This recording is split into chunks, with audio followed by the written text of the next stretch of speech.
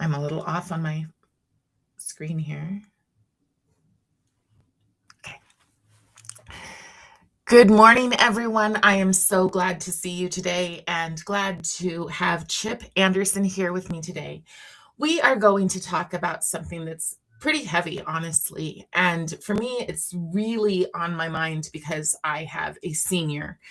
And so thinking about where he's going in the future and my own interactions at UVU have made me really want to have this conversation. And also, I just feel that we as mature adults, it is our responsibility to know what's going on and to be able to protect these more vulnerable kids.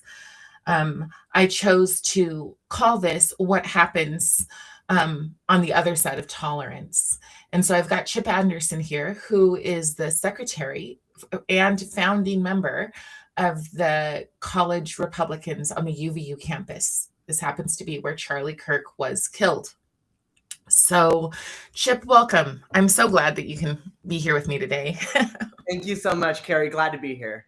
So, we have about an hour, maybe a little bit more than an hour, and I just want you to be able to tell your story, to tell, like I said before I got on, this is a hard conversation to have. There should never be a time in 2025, almost 2026, where there are out groups and in groups for your generation. I thought that the generations before us did the work. So yeah, let's talk about it. Absolutely. That's the thought that went through my head. Never in a million years would I have thought I would have witnessed somebody assassinated before my eyes at 19 years old. That took a lot to process, a lot of fear going back to UVU, not because of what did happen, but because I knew that the administration that my tuition dollars and my tax dollars go to wasn't going to represent me. And I know that I'm vocal and loud and express my opinions, but I know that there are conservatives that are still too scared to share their opinions, worried about the societal pushback from identifying as a conservative and embracing and embodying these principles. So that's why I became a founding member of the College Republicans. I realized that with Turning Point having to have that expressly nonpartisan stance, conservatives really weren't able to be unapologetically and boldly conservative. So working with the guys up at the Federation of College Republicans, the Utah GOP, and a select few on campus, we got a group of great officers together, a great team, and we have successfully gotten more of a conservative community on campus, which has made the difference even with the pushback, bureaucratic resistance, and the still ongoing hate from left-wing agenda-ridden professors.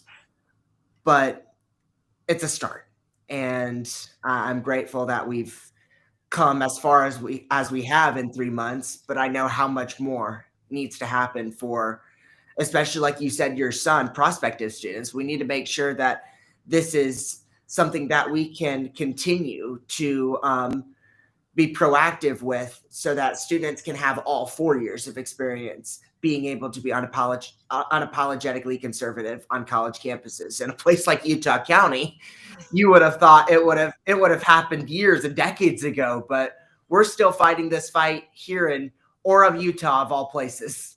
Yeah, that's what's really insane. Whenever I talk to people, I'm a parental rights advocate, and whenever I talk to people across the nation, they're always like, "How is it Utah?" And I've been telling them, Utah is, you need to keep your eye on it for a really, really long time.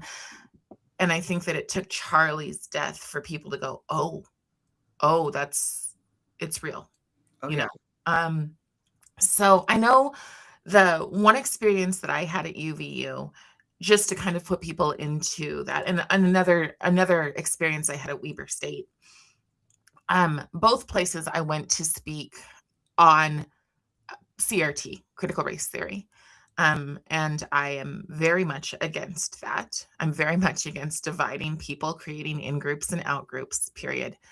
and authoritarianism. And so I went to the school to just say, you're all equal. The way to bring unity is to make sure that everybody has the exact amount of time to speak. It's that simple. When a kid goes into a room, one viewpoint shouldn't be prioritized over another. These kind of things should be simple, common sense things. I'm not college educated, and people love to point your finger and say, "Oh, you're not smart enough to have these conversations." But I sit there and I look at the elite, the academic elite, and I think you're ran almost completely on emotion.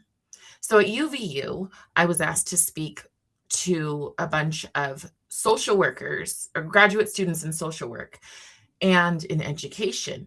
And one of the questions they asked me was, well, how do I grade paper without considering someone's race?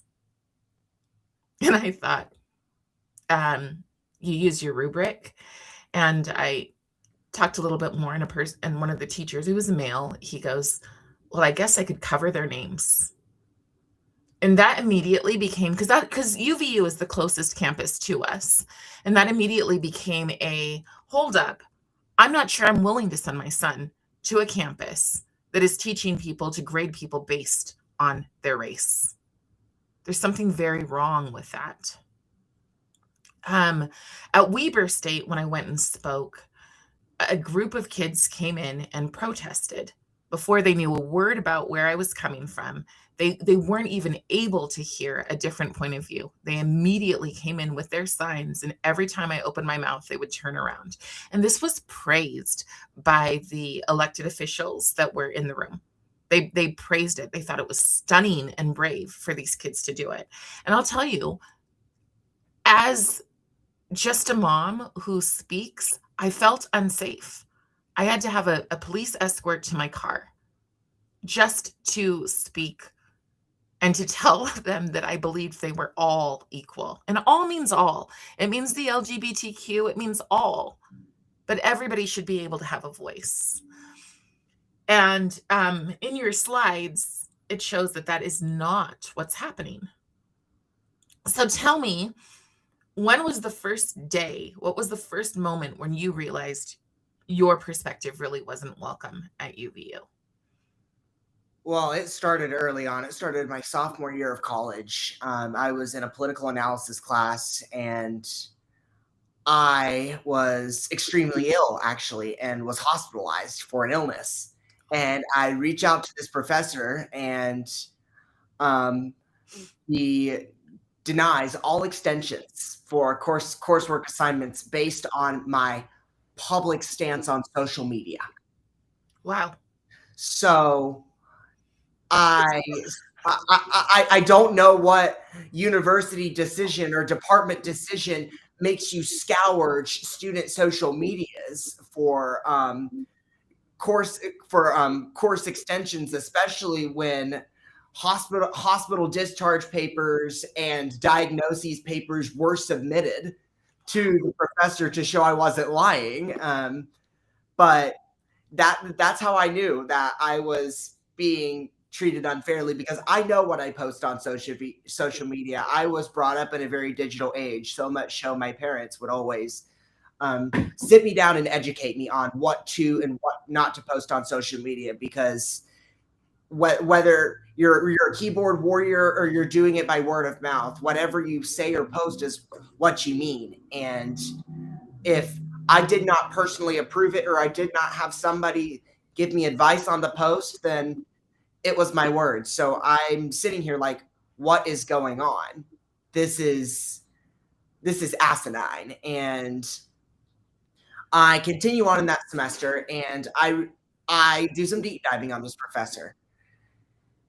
He spoke to Reuters in 2016 talking about how much he hated President Trump.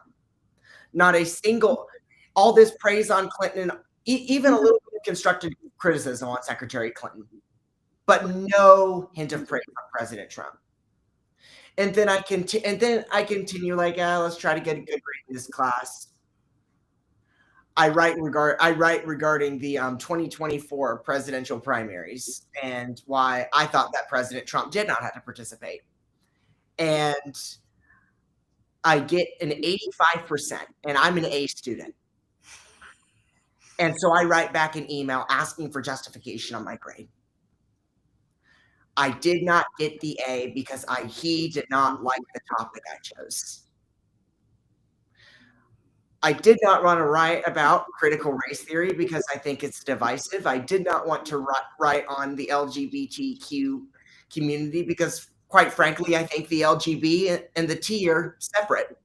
I did not want to write on issues with Governor Cox per se, because I think that Governor Cox is a wolf in sheep's clothing. He's a Democrat masking behind the Republican moniker. So I chose. I shouldn't have had to be prompted by this professor for a topic because the topic was free.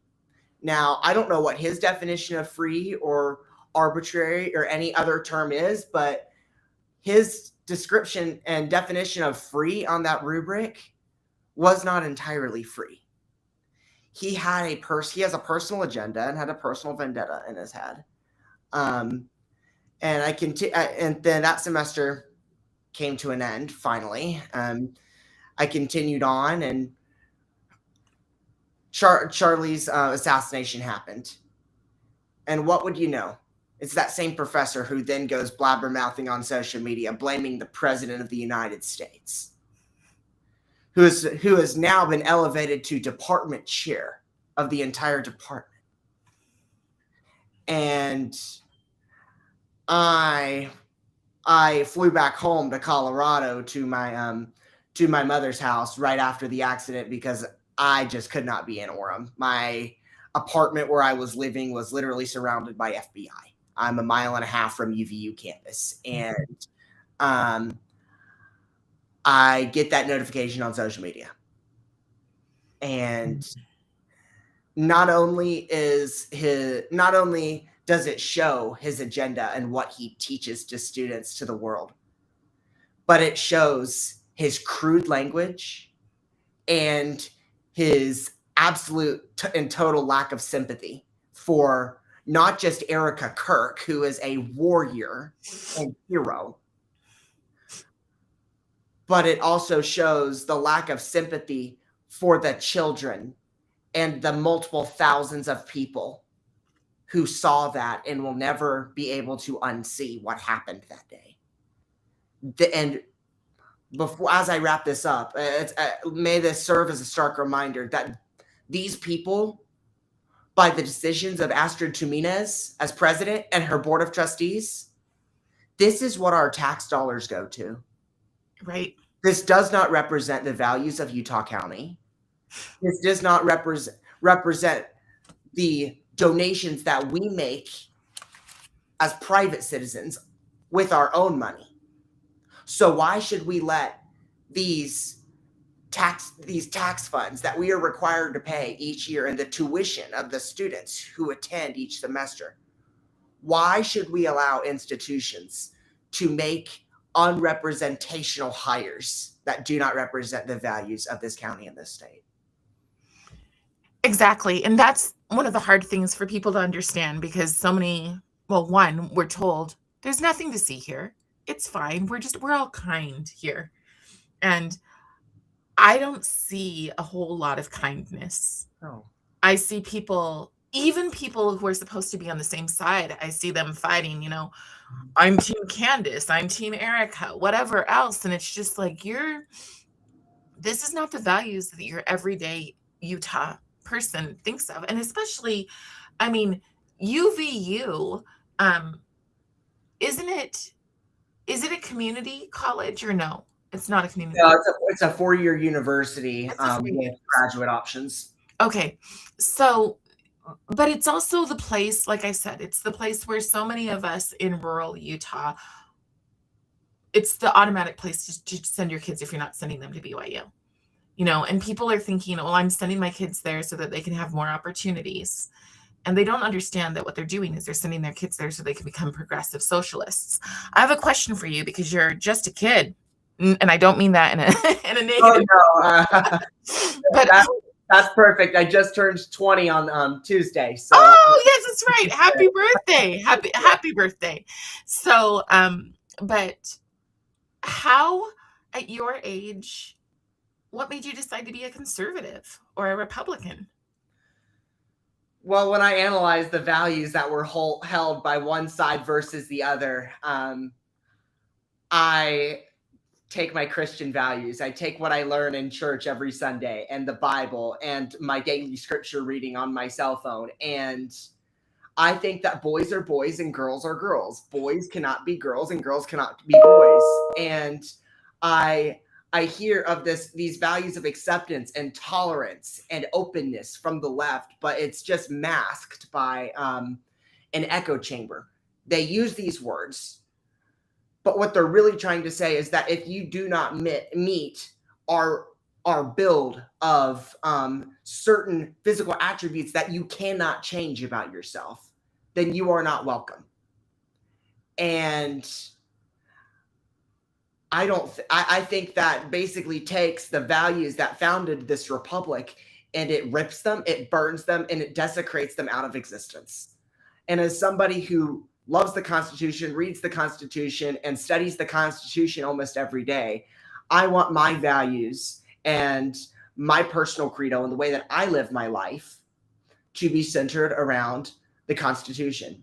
And I think that is duty to God, duty to country. And that's what makes me a principled conservative at my age. Have you ever felt the pressure to not be? Absolutely, I have. I wish I had more than 10 fingers because the amount of times I've been called a Nazi, a homophobe, a transphobe. I have gotten death threats. People have come to my window out here and egged it. People have tried to come for my personal liberty and for my life, but that will not stop me. That will actually empower me to continue fighting the good fight. Because one thing that I have noticed between the difference between the liberal factions and the conservative groups after this assassination is that the liberals, even 3 months after Charlie's assassination, are still trying to justify why Tyler Robinson did what he did. But just a week after Charlie's assassination, when I was down in Phoenix for the memorial, we turn our lives to God and we recommit ourselves into the thousands of years of history and embracing of Christian faith. The value shift is so vast and so large between the left and the right. It's just about, do you want your morals and ethics to be seen in how you vote and in how you civically participate? Or are you going to fully embrace Machiavellian principles and say that I can be immoral and that I can be unjust if it serves me well? Yeah, that is very, very well put. I honestly feel like the way that it is very frightening. I don't think for me, I don't feel like there's a day when I don't wonder, is today the day I'm not coming home to my family? Just for being a person who speaks, and I speak this calmly everywhere I go, but I still feel like there are people who have absolutely been taught that it is okay to hate people who have views that they've projected. Yeah. So tell me about the Republican Club. Is it large? Is it pretty small? Are there people who secretly support you but could not do so publicly? We have about 85 members as of now, but the amount of bureaucratic resistance that was put in place by the school, they want us to be 85 members smaller than we currently are. Right. Like, just picture this, Carrie. We're college students, and the college Republicans were asked by UVU administration to pay for our own security out of pocket. As college students, right? As college students. Top prom in life, right? We're barely able to pay our rent and our phones. Right. And they're asking us to pay almost $10,000 for private security. Now, I'm no mathematician, but that's a little bit outrageous in the fiscal department and the numbers of dollars that need to be allocated for private security. And meanwhile, other clubs get a lot of support. Other clubs, absolutely. The UVU club's office is absolutely willing to work with them. They can be in and out of the UVU club's office in 20 minutes. Wow. But instead, it took my club, the College Republicans Club, 7 weeks between initial paperwork, filing, and approval. And we're now, 13 weeks following the initial club paperwork, and we had to hold our first event off campus because the administration and the club's office denied our availability for an event because we had elected officials. We had Senator McKay, Representative Shepard, Representative Perucci, Representative Clancy, all great people. They are not threats to anyone or anything. Instead, they go up to Salt Lake County, up to Salt Lake City, which is a liberal cesspool in itself, and vote to protect our liberty and our freedom. So I don't know what UVU was trying to say, what kind of message they were trying to spread, saying that these elected officials were threats and we needed to hire security. But thankfully, the city of Orem was able to work something out with us, and they gave us an event space, and it went off without a hitch. So thank you to Mayor Young, Councilwoman Millett, and Councilwoman-elect Crystal Muhlstein. Wonderful people. Good. Yeah. So when you were talking about what the school, that one of the things they do is they just flip the narrative. Absolutely. So they'll say, as in this post, I no longer feel safe going to work. So it's always about where they're coming from. And to me, it seems like there's so much projection. Absolutely. There's such symptoms in this manner. They're constantly saying things like, first off, really upsetting to me when Mormon Women for Ethical Government took the narrative and said, turn towards us. When one of the very last things Charlie said is that he loved the LDS church and the people needed to get their mojo back. And he was specifically talking about the kind of ideology that Mormon Women for Ethical Government pushes. This whole kindness that absolutely isn't. Some of the nastiest people are part of that organization. And we'll get to them through your slides. But it says tuning down the rhetoric from both sides. Again, our side went and prayed, made memorials, was peaceful, gathered together, and lifted each other up. I don't know what your comments looked like, but the comments that I was getting in like threads and things, they were vile. People, I don't understand how people can justify. And what was great is that a lot of people were like, I don't want anything to do with that. And so they were stepping away because people were dancing, people were celebrating. I got so many crazy racist comments, and then they'd finish off with, they'd say something vile, and then at the bottom they'd say, Charlie Kirk said that. And the thing is that they turned me on to Charlie Kirk because I'm older, and he didn't speak to me. And my son, even though he is that age, that's not who he listened to, right? So as I'm getting, Charlie Kirk believed that Black women had brains the size of a pea. No, that's not what he said. He quoted Michelle Obama and Harris saying things like, the only reason I'm where I'm at is because of DEI.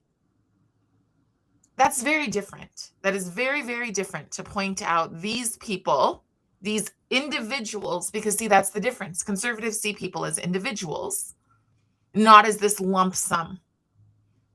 So The fact that was one thing, and then another thing is the people who have told me, "I don't like him, he wasn't a nice guy," I'll say, "What didn't you like about what he said?" "Well, I've never really listened." "Well, maybe you should." "No, I don't wanna give him the clicks." I had somebody say that to me the other day, and I said, "Well, he's dead, so I don't know that the clicks really matter." Yeah. You know? Um, but so much of today's education is based on emotion. I feel this way, and that's what I'm seeing about this. He did not do that. Instead, he fanned the flames of vitriol by targeting left-wing radicals as if it's not a thing. Left-wing radicals, I'm sorry, it's very much a thing. Yes, it absolutely is. It's haven't we seen that they're calling us fascists, but then they have Antifa? They have no idea what fascism is or how the brown shirts behaved because they behave exactly like the Yahtzee brown shirts. And if you don't know who it is, then you don't know history. But that's what it's like on campuses. That's what it's like for, and I do know because at least one teacher, one professor came up and talked to me after Charlie. And the person was very disturbed by it, but he also was very guarded in what he said because they're afraid. This is their livelihood. This is everything they've built. And the fact that they are afraid should tell people that we should be very, very concerned about our so-called free society. When educators, who their job is to take young people like you and help you be thinkers, and they're afraid to speak. Absolutely. It's about teaching us how to critically think, not what to critically think. And if they can't Right. do that, then how are they able to do their job? How are they able to mentor these kids coming fresh out of high school into good, productive, prosperous members of Utah society? Well, they've redefined what good is, just like they've redefined what safe is. So that's that last line that this guy says, I no longer feel safe going to work. Yeah. When I brought my son and several other kids to the Kirk event, my whole thing was, are we safe here? Are we safe? Because I know that the security that day was lacking greatly.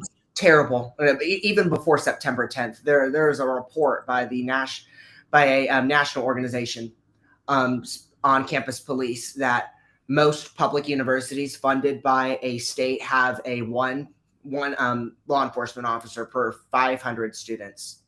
UVU sits at 1 to 1,400. It is, Wow. and we'll get into that later on in the slides, but it is just UVU's law enforcement presence is terrible, and it kind of fits with a university president who has supported defunding the police. So let's look at this because for 4 years there was this say their name campaign, and we were supposed to say their names and feel guilty about people dying for whatever reason, whether we knew them or not. Say their name, say their name, say their name. And the response from the student government, nothing. Oh, he says nothing. It's a 5-minute video of Astrid Tuminez doing all the talking. And she does all the talking. She does all the talking at the vigil the next week. Just as you mentioned earlier, Carrie, it's those same left-wing words like safety, community, collective. Right. And Kyle Cullymore, who ran last year in March and April to stand as a unified voice of a student populace, said nothing. He disavowed his entire campaign promise when he said, No, they didn't. I mean, when they say unifying, they mean that we will all be the same. yes, That's they mean equity, not equality. They mean right, all of us to the same playing field. right. But not really, because you don't get a voice if you have the wrong voice. Absolutely. It's So so Orwellian. He thinks he's one of the pigs, and he thinks that students that are just Students not in student government don't want to be affiliated with student government. I will never be affiliated with student government because I think it's entirely corrupt. Um, we're every other animal but a pig, but they get to speak. They get to speak or not from the top of the dais. They get to wear their fancy sash, and they get to say that they represent us.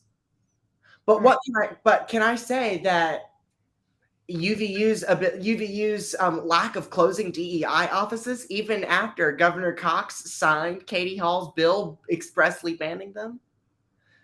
How is that representing me? How Did is that he representing 85 other college Republicans on campus? right. And did they change the name? Because I know that that's one of the things that's going on is that it becomes the Office of Student Success, which is the exact same thing. It's the Office of Student Belonging. There you go. I Uh, hate that word. Hate it, hate it, hate it. Our school, I love that our school does fine arts. I hate that the theme is belonging this year. uh, I know. That's exactly the way I felt when I heard it. And it has nothing to do with whether or not I believe people belong. So these are the things people need to understand. Your everyday regular person hears a word like that. And that's the thing is that these words are couched in a way that make you go, how could you be against that? But let me just give you this one because most of us know now what an absolute fraud Black Lives Matter was. oh, burn, loot, murder. Exactly. Buy large mansions. Another way of putting it. Okay. Now, if you are just listening, you may not know that I'm actually half Black, but I still knew that Black Lives Matter was fraud from the very, very beginning. If it weren't, then instead of putting up a little black box on your profile, they would have said, go and mentor kids. And don't go mentor them with these NGOs that are just teaching them to be activists, because we're getting that in K-12 as well, especially in junior high and high school. We're getting it for race and we're getting it for gender. So then they're primed that when they go to college, they've already gotten the beginnings of it. And now this is your community. And when you think of community, you need to think of words like communism. You need to think of socialism. When that professor says free, he's talking about moving towards socialist ideals. That's the goal here for our children. And you don't know. And then they come home for the holidays and you're like, who is this child? This is not who I raised. And I've watched people stand in rooms and cry going, I sacrificed so that my kid could have more opportunities. And now they're a socialist. Now they hate everything I stand for. Let's move on from that.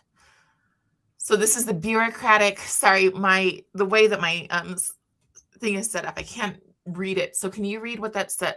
Absolutely. So this is just bureaucratic resistance from the UVU club's office. It's an arm of the UVU administration. These student employees, they love to tout that they are student involvement advocates. Now, this is just as we've seen today, this is just another word salad from the left saying that they are involved in their community. They're helpful. No, they're just censoring. They're promoting and purporting censorship from a state-funded institution. That's how I see it, and I guarantee that's how at least the 60% of Utahns who voted for President Trump see it. So they tried to bar the college Republicans from participating in Club Rush to get new members, to get our 85.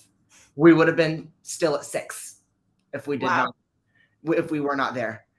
It took us 7 weeks. It took us from September until November to get approved.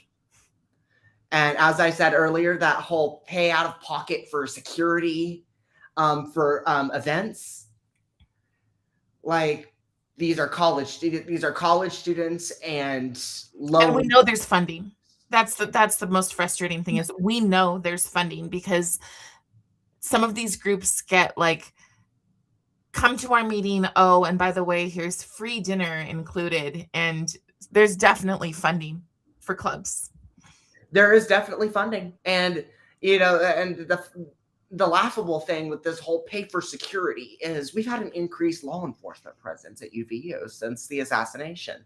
Whether it's Springville pitching in, or Payson, or Provo, or Orem, or American Fork, or Lehigh, I've seen all of their cruisers at UVU. Right. What's different about a private security company than a uniformed officer? Oh, the uniformed officer actually represents us. We pay for that uniformed officer with our tax dollars. So I don't understand why UVU has this increased uniformed officer presence, but still wanted us to pay out of pocket. Um, and the last bullet I mentioned on here, we kind of touched on it a little bit, is we were forced off into the Sierra Theater for our first event, and on State Street in Orem, which is over a mile and a half from campus. Right. They did not want us there. They deliberately did everything to keep us off of campus. Right. They are scared that their echo chamber is being threatened. Which I hope it is. Absolutely, I do too. The disagreement and civic dialogue are foundations of our American Republic.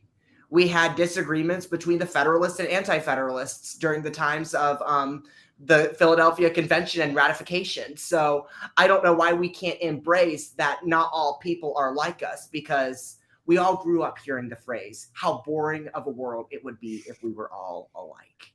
Right. Absolutely. Let's talk about the president of Utah Oh, Valley University.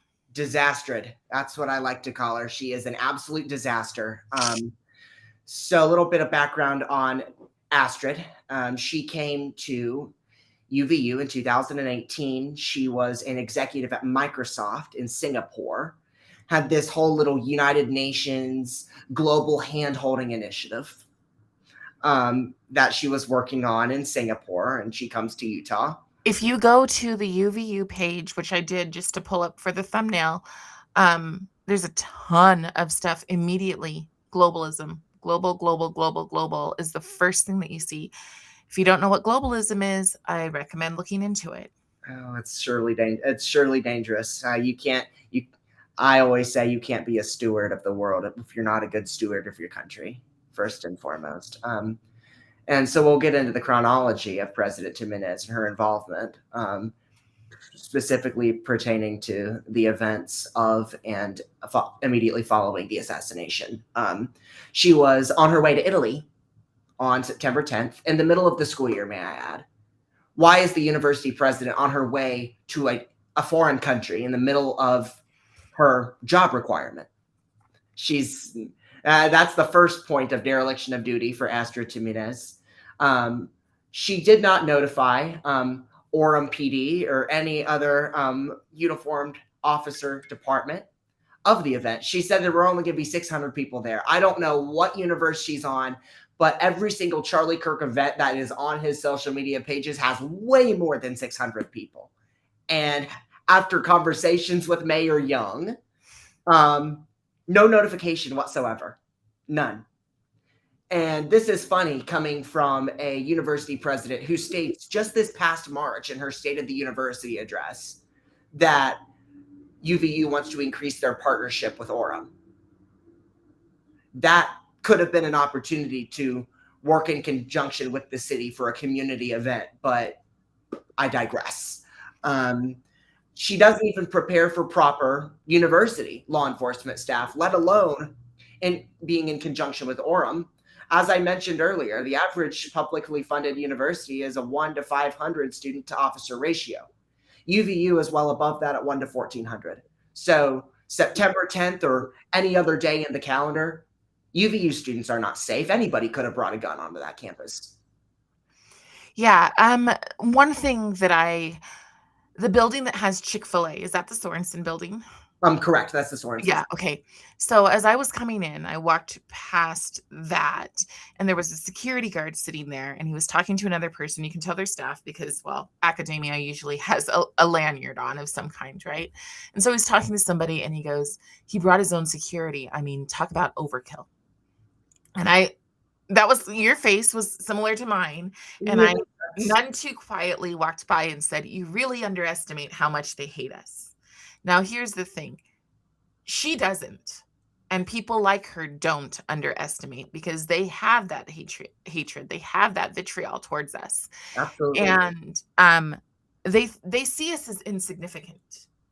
They literally see us as being deserved to be wiped out. Absolutely. So I don't know, did you see the billboard afterwards that was put out erasing the exposing the MAGA stain in Utah Republicans? Yes. Yes. Okay, like, did you see how, like, the red stain is like neck height? Yes. It was a direct jab at and interpretation of what happened in That's Orem what I on saw. that day. It's disgusting And it that was people. one exit. It was the exit, and it was facing rural Utah. So you're coming into town Yeah. and you're facing that way. And then right after, when I saw it, I was on my way to, I call it a meeting Satan. I went to the Dignity Index event.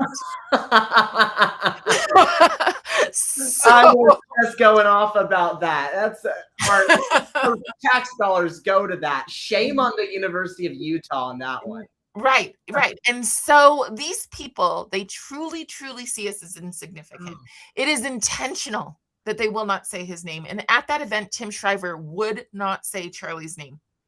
I believe the day before he said it multiple times, but at this particular event that was very well attended by Mormon Women for Ethical Government, he did not say his name. In fact, our little group of 4 people raised their hand and was like, I think you mean Charlie Kirk. And he still didn't say his name. But say So, his name, right? right. Say their name. So, everything that they do is intentional. They know exactly what they're doing. They are elitists, and they truly do have hatred. They think we don't deserve to exist in a very literal way. And people need to understand that that's what we're sending our kids into. Do you know the same thing happened in many of our schools? They would say, our students are upset about the incident yesterday. That's it. Yeah. And then the other thing is that they would offer. They're refusing to give it a name. Yes. It doesn't have a name.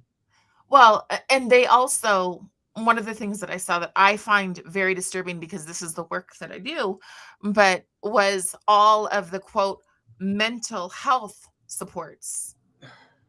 Okay. They did it at UVU too. I know, that's where They were text bombing us and doing all this kind of crap. Right, but were they saying, we know you feel bad about Charlie, or were they saying turn towards us, like MWEG was saying? Oh, they Turn were saying towards us. turn towards us. They wanted control. They had no mention of Charlie. Yeah. It was all, oh, this must be such an unimaginable time. Right. Then I see all these UVU apologists and liberal scumbags on campus making posts, TikTok dancing and laughing and cheering and celebrating and singing Taylor Swift songs at celebration. Yeah. But then, oh, we pay for this service. No. Yeah. They're using this mental health as a tool of coercion, to continue to push that echo chamber even when campus is closed. Well, we know that mental health has been almost utterly taken over. I am friends with many of the people who are the resistance to that, the therapists who are saying, I'm not doing that. But it's very few, especially in Utah. Utah is an affirming state. And even now, this principal is on the firing squad because he said something about, if you're lazy, it's a sin. And maybe that's too far in schools, but I'm not sure that it is when the new religion is social and emotional learning. So, and that's an everyday, all day thing for kids. Again, priming them so that when they get to college, somebody will say, join our version of inclusion, join our version of progressivism, join our version of globalism. Yeah. And that's, I think, what's happening to so many of our young people. So is there anything else that you want to say about her before I move on to one of my favorite people? Yeah, I'm like, what I really want to end off on Astrid Jimenez is that she she came into this job with an agenda. Now, we had a great university president before this individual took over, Matthew S. Holland, the son of President Holland, president of the Quorum of the 12. Great family. Matt and Paige Holland were wonderful people. They cared about the university, and they actually understood the Judeo-Christian values that this country was founded upon. But then we now have this individual who has support groups for atheists in college, transgenders in college, gays in college. These are all meant to divide, and you see it in the people that she hires, the people she retains, the organizations she allows to stay on campus, and the very existing of the office of belonging. Like this, these are all methods of dividing us, and that is her goal. Do not, and for any listeners, do not be fooled by her rhetoric. She is not unifying. She is not a voice for all. She's not a voice for Orem or Utah County. She's a fraud. She's a liar. And she ought to resign. She ought to resign for the damage she's done, because I don't think there's any reconciliation with this county or this city. Is she the one who was posting the hateful things about Donald Trump, and then the student was suspended, or is this somebody else? It's somebody else. Okay. But she was liking posts. Astrid Jimenez was liking posts about stopping a Charlie Kirk memorial on campus. And she has been, Deseret Des News and Fox 13 and Provo Daily Herald, they went running with that immediately, and good. I'm glad they went running on that. Even the left-wing UVU Review went running on that one, because they're actually exposing President Jimenez for what she is. And she is hidden in secret for 7 years. And she says her legacy is not Charlie Kirk. Well, her legacy is partly Charlie Kirk. Because if this campus was somewhat tolerant of a conservative presence, Charlie wouldn't have needed to bring extra security. Charlie would not have been assassinated. And Charlie's work would have been done. We could have been Charlie's work at other universities. But because of this woman, we had a lot of work to do. And Charlie Kirk was part of helping that work. I know that one of the things that I believe HB 267 did was said that conservative voices must be represented equally on campus. You must have speakers that are equally. Now, I came and spoke with an organization. I'm not going to say which one, but I came and spoke with an organization there. And I'm not sure if it was her or somebody else, but I mean, she does have a striking, she stands out kind of like I do. Okay. And the person got up and walked out of the room because they found what I said to be offensive.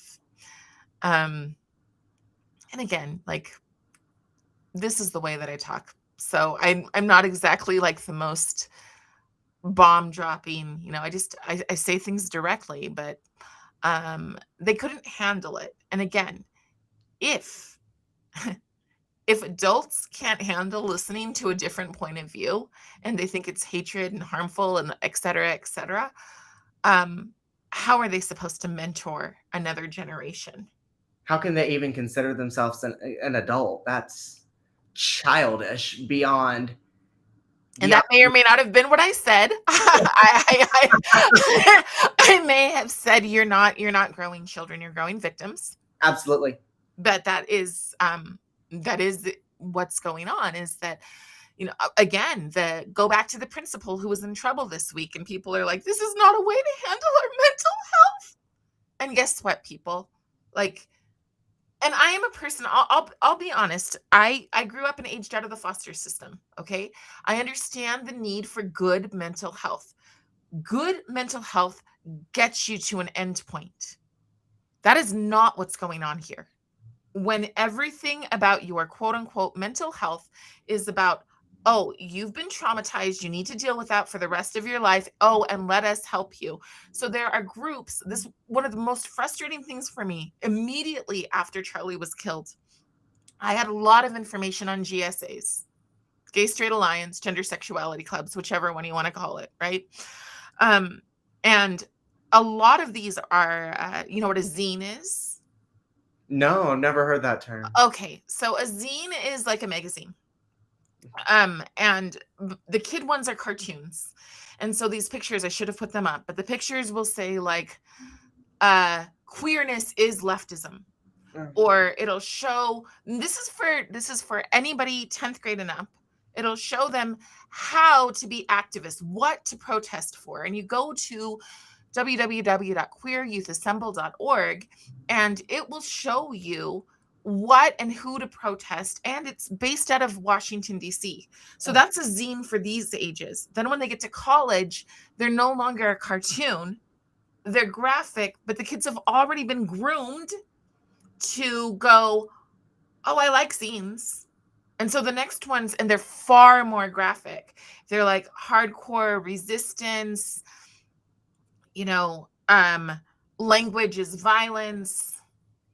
When a person thinks this way, when Mr. Tyler thinks this way, that resistance itself is violence, then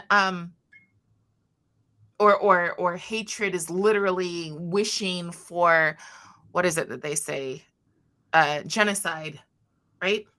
So They always say genocide, but it seems like it's more of a genocide against conservative groups than it is the oh yeah, absolutely. And mental health, the same thing.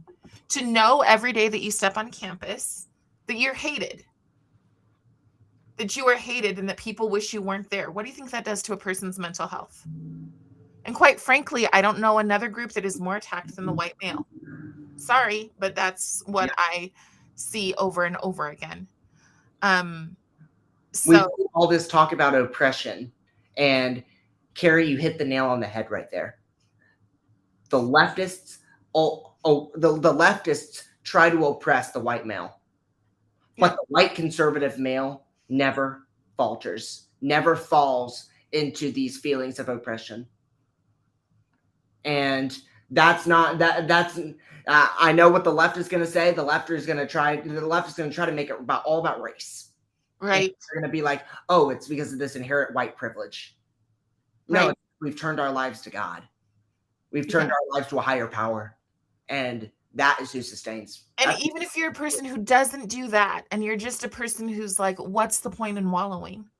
Like, you don't, this idea of generational sin, you know, first off, they don't tell the stories of excellence of other generations. They create heroes out of the activists. They create heroes out of the weather underground, out of communists. Those are the heroes that minorities are supposed to worship.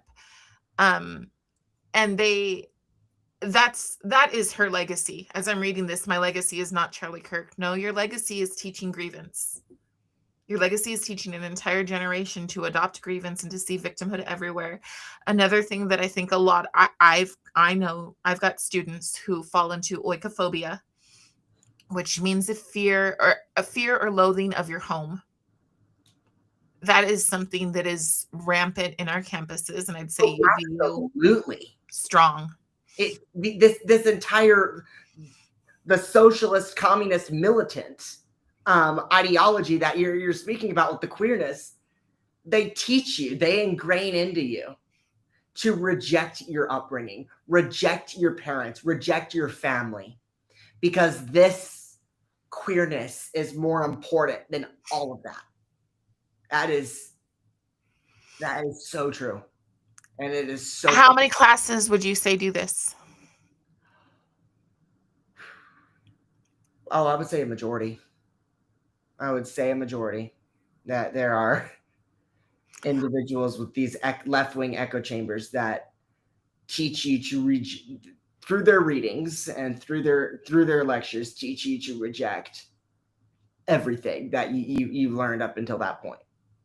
And one of my professors, it was just a general English class, I was required to take a questionnaire following the completion of that course.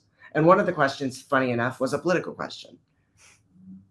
How has this course made you change your political opinions? 1, farther to the left; 2, slightly left; 3, neutral; 4, slightly more conservative; and 5, more conservative. My entire college experience has been a 5.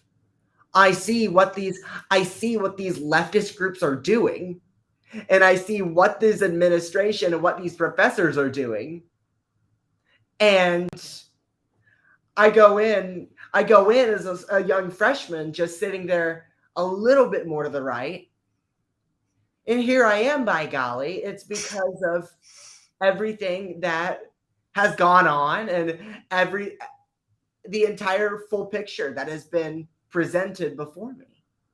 And I know it's been presented before other people, but I can't speak for everybody. But I think that if I could speak for myself, it happens more often than people say. The left wants to say that these agenda creating professors are an anomaly. They're not. They're Oh, absolutely. no. I would say they're at least 40 to 50% of the body of professors at UVU. And the other ones remain neutral, or do you have ones that are like, do you have allies? I have a mentor at UVU, and You don't have to say their name. I would recommend not. what I would say is that it's because of the impartiality. Like I would say, because if it's impartiality, I'm a con studies minor. Okay. And I'm not here for an agenda. I could read every book on my shelf here at home. Yeah. But I'm here to learn about the Constitution. Yeah. And the Constitution is expressly nonpartisan. And I'm not looking for professors to align on the right. What I'm looking for fairness and impartiality. You grade via rubric. You don't grade by someone's outward presence. You don't grade somebody based on their political opinions. You grade them based on whether it meets the assignment requirements. Right. Yeah, I can't see it as an education. I can't see it as beneficial to anyone. The only thing that's beneficial is having that little certificate so that you can get the job. That's the only thing that I see, because there is so much of an agenda. And honestly, when I look at this woman's face, she looks like a miserable person. So it's that women can do everything, ultra, yeah. The third wave feminism, and the next person's even better at explaining that. Yeah, let's go to her. Oh, civility sissy. Oh. Look at her trying to look like Rosie the Riveter at the ballot box. Well, picture. This woman is a wolf in sheep's clothing. She loves to talk about civil dialogue and civil discourse. Yeah. But then she operates an underground money laundering scheme in Orem elections. Yeah, not my favorite. I'm like, Carrie, did you hear about America Leads PAC in funneling funds into Utah before this most recent election cycle? Because we started talking about America Leads like that right after November 4th. And it's because of people like Sissy. Yeah. And she's using this left-wing rhetoric. I love how she's using the words strong and compassionate. Mm-hmm. You can hear it's the same way that UVU uses the word belonging or mental health. Mm-hmm. Because it's so unifaceted in the perspective that she's writing this in. And it's so she's part of, it's Lucky's losing it right here.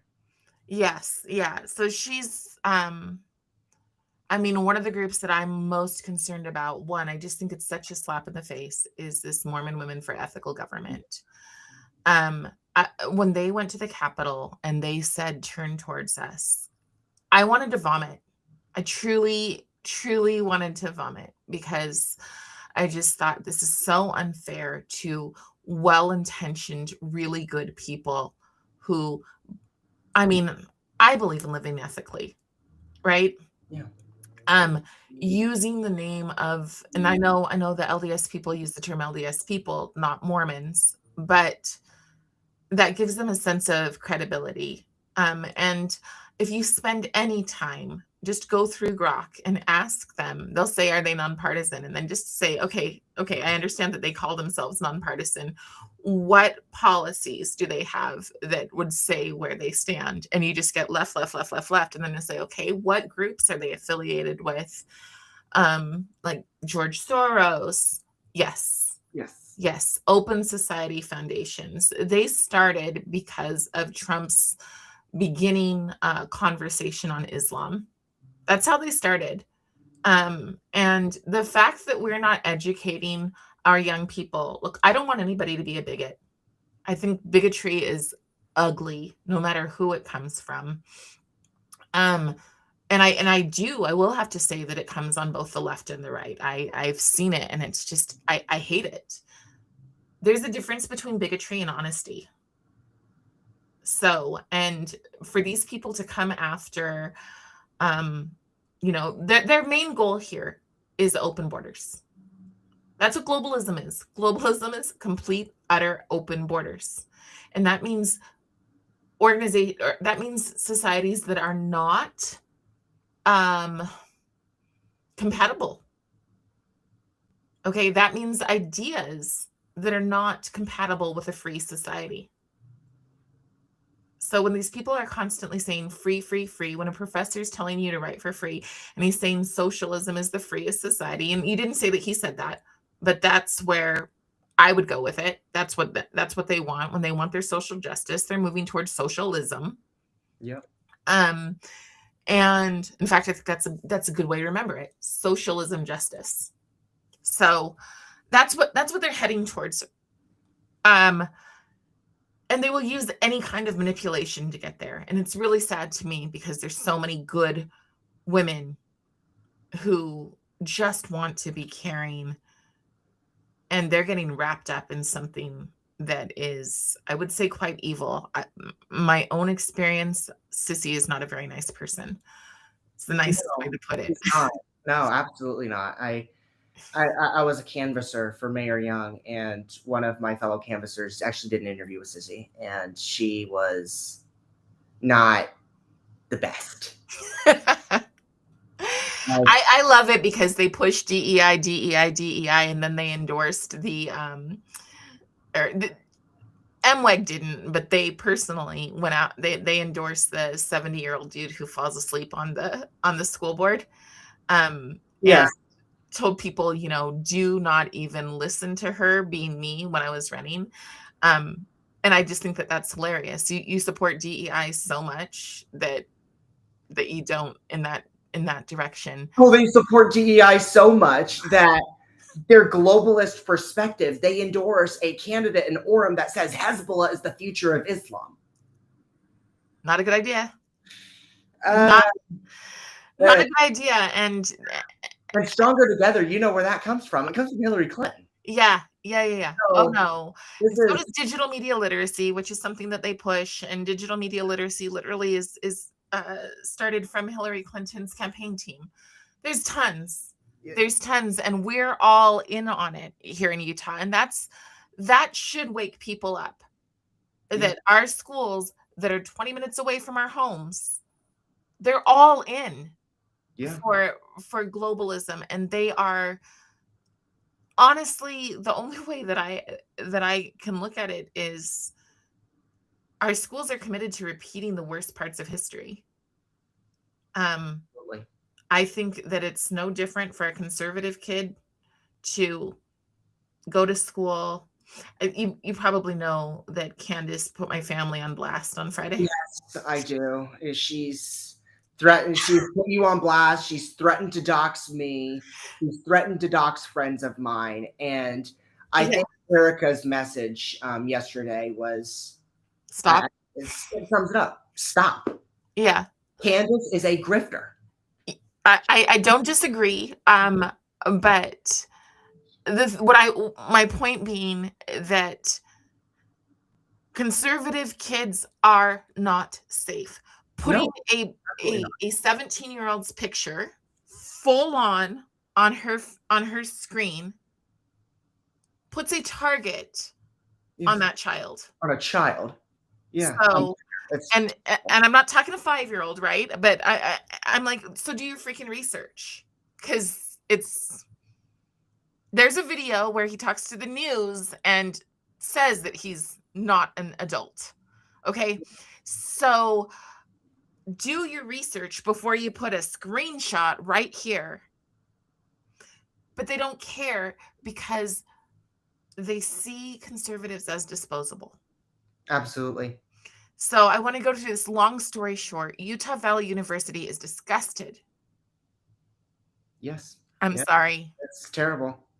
Utah Valley University is disgusted by the presence of conservative-leaning students and employees in the community. How should conservative members of the Wolverine community feel safe when they know the administration hates their presence? Chip, that is why we fight. Absolutely. That is why we fight, because you were so right. You nailed it when you said these are not the values of Utah County. They may be the values of the people who have moved in to fundamentally change it. Another phrase of Hillary and her sycophants. But these are not the values of the people who are spending their money to send their kids to these schools. Absolutely. And these kids know every single day. If you are a conservative, you know that you are hated. And now, a conservative is different than necessarily a Republican. They're not always the same. There are a lot of absolutely not the same. yeah. There are a lot of Republicans who are fiscally conservative. They want to keep their money, but they're socially liberal. And they have just as much hate for conservatives. They are the outgroup. You know, I don't like to get into the conversation about Jews. I don't like the conversation. It makes me, again, want to vomit. But the way that conservatives are, they might as well have a freaking star on the side of their arm. That's the way I see it. And if I can help you, I don't know what I could do, but if there's anything that I can ever do, I hope that this gives you some clips that you can put out there. And anything, you know, that we can collaborate with, I'm happy to. Thank you. Yeah, I'm like, if I could give a little plug, Yes. we have a petition going right now. Okay. We've learned about Astrid Jimenez, and we've learned about what she's done, and I think that as anybody who is a Utahn should be able to sign this petition, because our tax dollars are funding this university. It's at www.tinyurl.com/make-Astrid-resign. We need to do a systematic overhaul of this university, and it needs to be representational of Utah County, not representational of the values in New York, California, or Chicago. Representational of Utah County, because 80% of our students at UVU are from Utah. This needs to represent Utah, to serve Utah, and to best fit the needs of Utah. Enough with this globalist perspective. Enough with this perspective from new studies coming out from California, because that is not going to save Utah's soul. And that's what I want to be remembered for. As you've said before, Carrie, I don't know if today or tomorrow would be the last day I would ever come home to my family. And I want to be known for reigniting the soul and flame of Utah County. And it starts right here at UVU. I love that. And I love your courage, and I love your bravery. Thank And you. I really appreciate you taking the time to chat with me. Thank you so much, Carrie. Have a great day. You too. I appreciate it. Okay, bye-bye. All right. Bye-bye.